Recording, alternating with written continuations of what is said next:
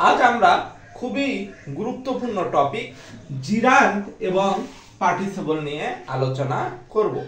এখানে আমি 4টা বাক্য লিখে রাখছি। The girl came here dancing. বালিকাটি এখানে নাচতে নাচতে এসেছিল। আমরা জানি জিরান্ডটা কি। কোনো নন ফাইনাইট ভার্বের সঙ্গে আইএনজি যোগ থাকলে আমরা তাকে জিরান্ড বলি।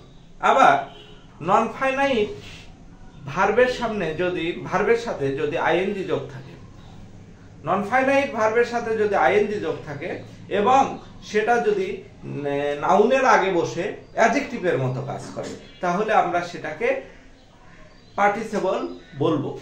এখন আমরা আসি, এই বাক্যে পার্টিসিপল না জিরান্ড আছে। The girl came here dancing. বালিকাটি এখানে নাচতে নাচতে এসেছিল। প্রথম টিক্স, যদি আইএনজি যুক্ত ওয়ার্ডের রিপ্লেসমেন্ট হিসেবে আমরা ইট বসে যদি বাক্যের অর্থ আসে, তাহলে বুঝবো সেটা জিরান্ড। আর যদি ইট বসায় বাক্যের অর্থ না আসে, তাহলে বুঝবো ওটা পার্টিসিপল।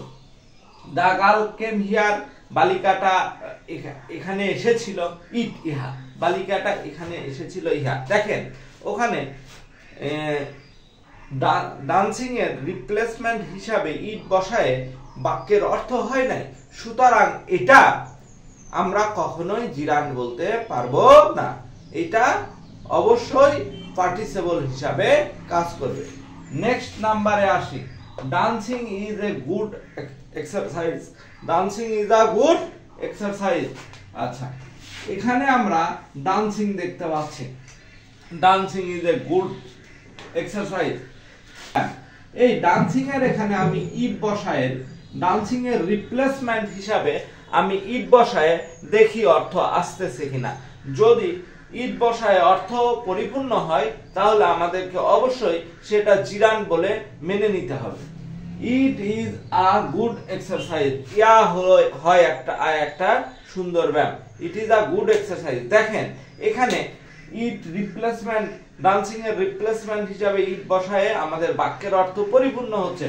সো ডান্সিং নিডস ইট এখানে জিরান্ড। আচ্ছা, তারপরে I am dancing on the ground. আচ্ছা, এটা আমরা জানি যে present continuous tense. Present continuous tense, আচ্ছা, যে verb tense voice mood person number দ্বারা পরিবর্তন হয় সেটাকে বলে ফাইনাইট ভার্ব। সুতরাং এটা ডান্সিং এখানে ফাইনাইট ভার্ব। ডান্সিং এখানে ফাইনাইট ভার্ব। তারপরেটা আসি,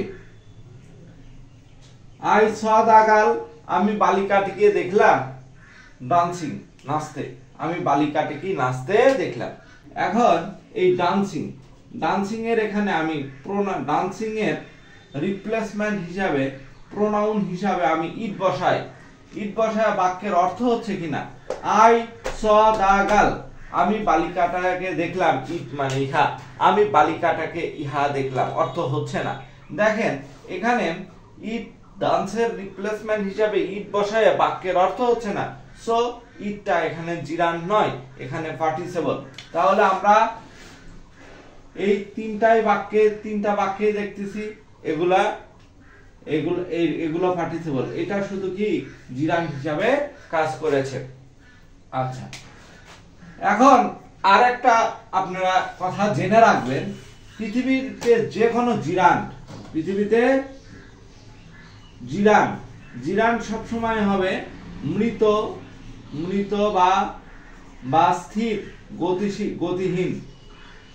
স্থির গতিহীন।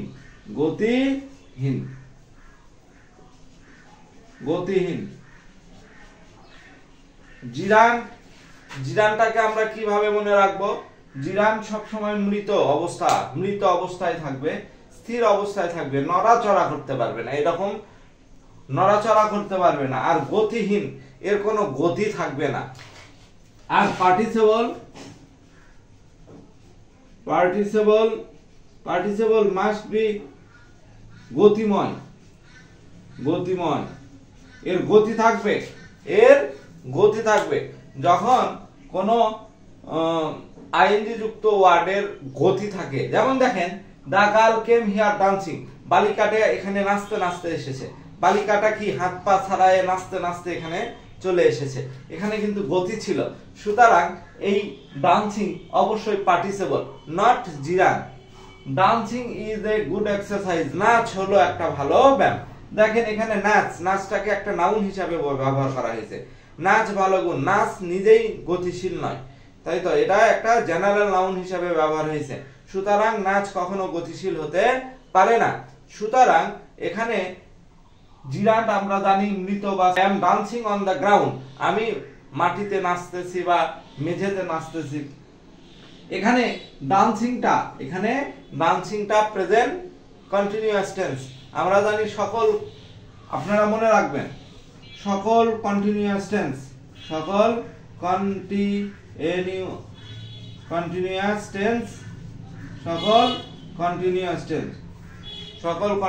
টেন্সে সেটা হলো পার্টিসিপল।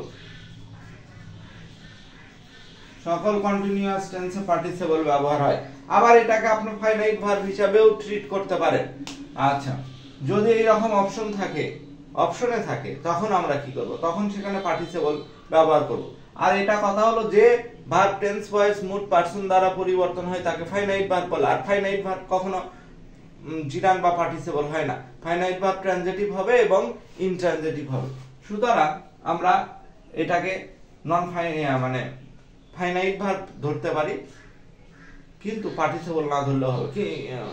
কিন্তু যদি অপশনে থাকে তাহলে আপনাকে পার্টিসিপলই ধরতে হবে। আই স দা গার্ল, আমি বালিকাটাকে দেখলাম নাচতে।